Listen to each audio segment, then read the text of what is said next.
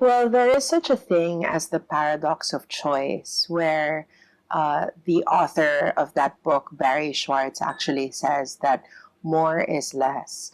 And the truth is, when you have more things in front of you, there's less efficiencies in reaching those options. So the best way is to get really hyper focused instead of just saying the general public, for example.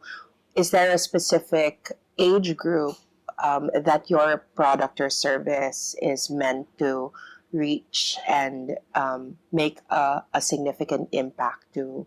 And so, even with Gen Z, which is like the hot thing now that everyone wants to talk to, um, are there specific subsections or subsets of Gen Z that you want to talk to? They have tribes, Gen Z, and there are specific interest groups that are driving this particular generation. So it's really important to know who they are, understand where they are, so that you can really make an impact there. I think more than the question, it's really important that we listen to them. A lot of things get found out even when we're just spending time with our target demographics. So the marketing tools at your disposal are great. The focus group discussions, the surveys, all of these fantastic ways for you to really understand who they are. But nothing beats conversation, because it's not just in the questions, but it's also in the things that are unsaid, right? So if there is also a way where you can use these qualitative kinds of data in the ways you make decisions, then I think you'll come to a richer understanding of your audience. So, brand consistency is absolutely important. And in fact, I will venture to say that brand personality absolutely hinges on how consistently you will express it. What a lot of people forget is also the channels that you use to express this brand. So it's not just your storefront, it's not just POS. How are you using social media? How are you using your sales front? So you really need to be able to look at all of the channels and all of the touch points, even the ones that aren't obvious to you, and see how the brand is translating there. It's really good that you test also and see. The beauty of the work that we're able to do now is you can trial and error really quickly. And so it's really important that you are consistent in all of these ways, in how you sound, how you look, how you feel, and all of the touch points need to be saying the same things as well. One of the things that I think is overlooked is when you don't have a champion who is leading this effort internally. You can absolutely rely on your agencies and third party suppliers to do that. But if you don't have somebody in house that is a guardian and a champion of your brand, it's going to be really difficult for that consistency to continue. I think it's really important that you strive for authenticity. I think authenticity is such a um, loaded word now, because a lot of brands will say that they are authentic. A lot of companies are saying that they're being authentic. But I think it's authenticity to who you're saying you are. Are you, again, being consistent with what you're saying? Are you also, more importantly, walking the talk? So, you know, for example, you might have company or brand values, but if those are just words on a page and it's not something that your consumers or your stakeholders experience, then it will be perceived as a lie. So you really have to be able to not just say it, you have to be able to really consistently do it. And that is how you achieve authenticity. I think what a lot of brands try to do is they try to sound like um, they're trying too hard. And so I will ask you to go back to your brand voice, to your brand values. Don't try to be something that you aren't. Yes, of course, we all want to be irresistible. We all want to be unmissable. We all want to be the one, right? But the truth is, if you're not speaking from your brand's own personality, it won't land, right? So you have to first go back to the drawing board. Who are you and what do you stand for? And are you able to communicate this consistently again in all of the channels that are available to you, all of the touch points in which your consumers are experiencing your brand? So don't try to sound or say something just because it's something you hear Gen Zs are saying, for example. If that doesn't align to your brand, it's not going to stick. So once again, you have to be consistent. This is where consistency is very important. So in the work that I do as a PR and comms professional, a lot of the times we get mistaken for marketing. The truth is marketing and PR can absolutely work together, but their KPIs are very different.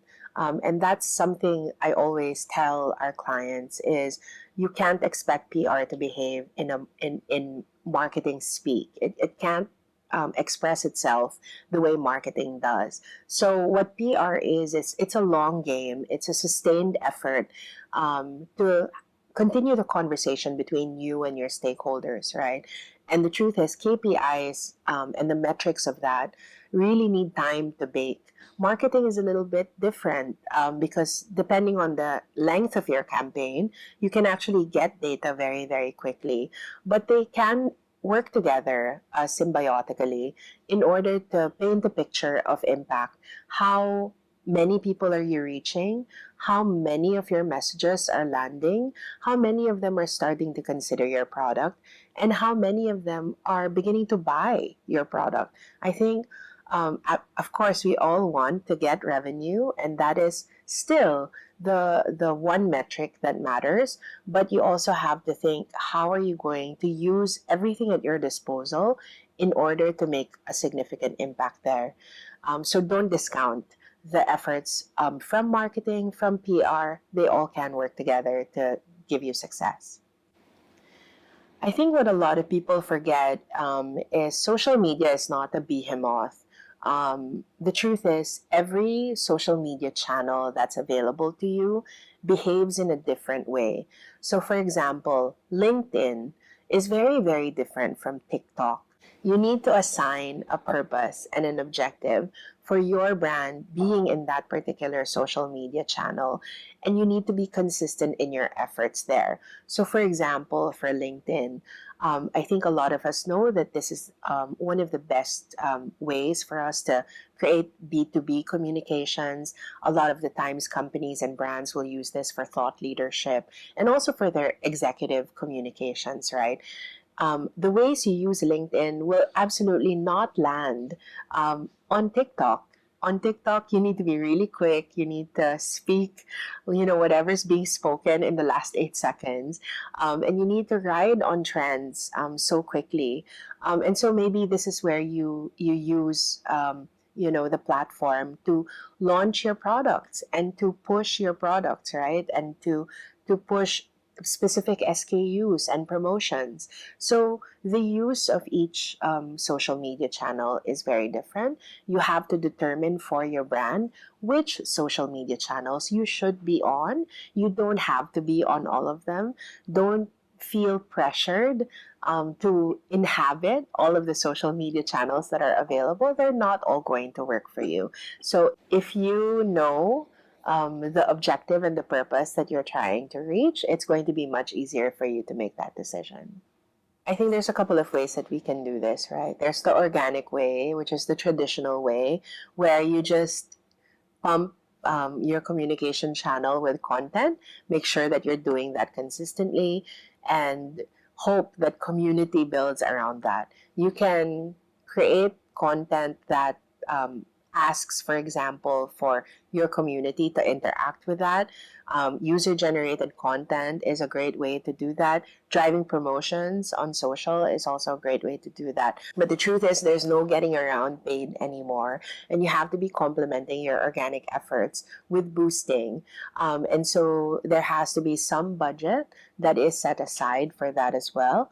where you might not boost all of your posts, but you will boost certain posts, right? And you do it in such a way where you're able to also test how best to use your money.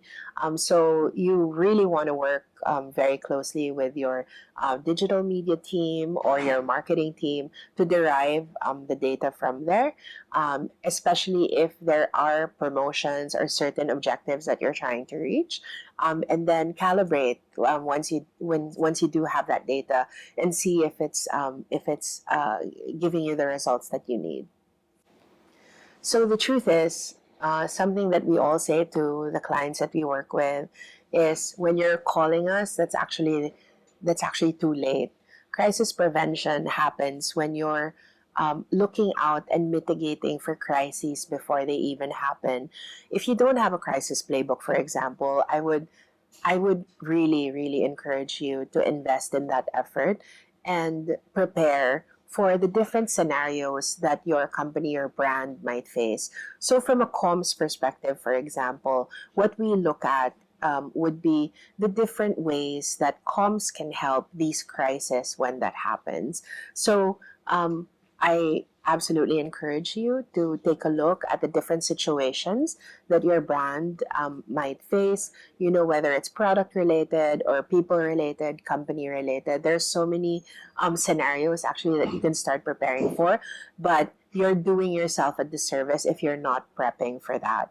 So reach out to experts like myself. We can help you, and hopefully you'll never need us to manage a crisis.